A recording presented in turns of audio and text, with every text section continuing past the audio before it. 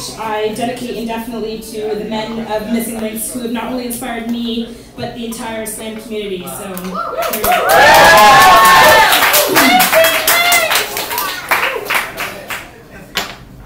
Sometimes on cold, dreary nights, where rainfall is so hard that no one can hear me, and the stars shine so subtle that it's almost dark enough that no one can see me, I wonder what my life might be if my ancestors were never forced into slavery, if this country wasn't built on the backs of blacks, of folks that never stolen broken souls, if no man ever wondered how many steaming, screaming children can you fit into the belly of a boat before they all begin to choke and suffocate on lost hope. Tell me, does it take courage or fear to survive apartheid? I don't know if anyone ever really overcomes genocide. And some say that it's just speculation, that history will remain the same, but if you've never known the emptiness of nameless relatives, please don't tell me that it's irrelevant, that I don't know where I come from.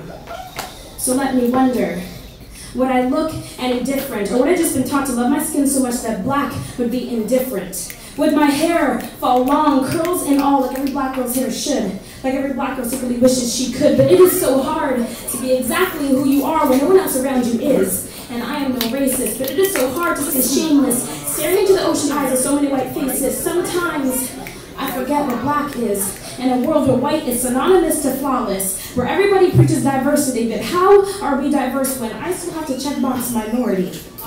So sue me for wondering what it might feel like to never have to be ashamed of my own face. When you tell us to be proud by constantly knocking us down, and sometimes I wonder what it would have felt like to be able to hold on to my innocence just a little bit longer the first time somebody called me a nigger. You try staring into the eyes of a child and explain to them, hey, what that has to do with their fate and why it's predetermined by their race. And it is so hard to have to make others feel comfortable with who you are. It's like hiding battle scars. Everybody loves a soldier until it comes from a broken veteran. And I've learned to hide scars so well that they wonder if I'm actually different or if I just kind of look it.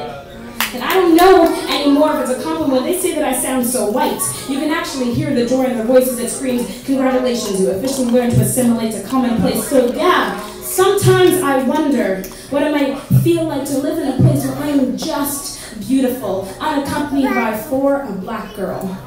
And I can't deny that at times it made me feel happy when it said that I was different from the ordinary, but now it just kind of makes me want to cry, because I've begun to realize that nobody sees a beauty in black.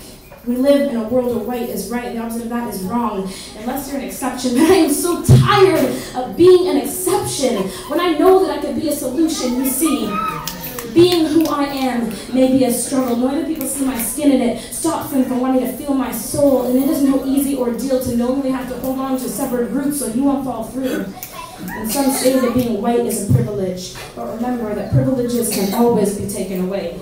So maybe I won't go back and change. Maybe I'd let history stay the same. I'd sacrifice the lives of so many black slaves because I may not know exactly where I come from, but I know exactly from whom the sweat and tears of nameless relatives who fought and overcame, who survived for my absolute right to be black and alive.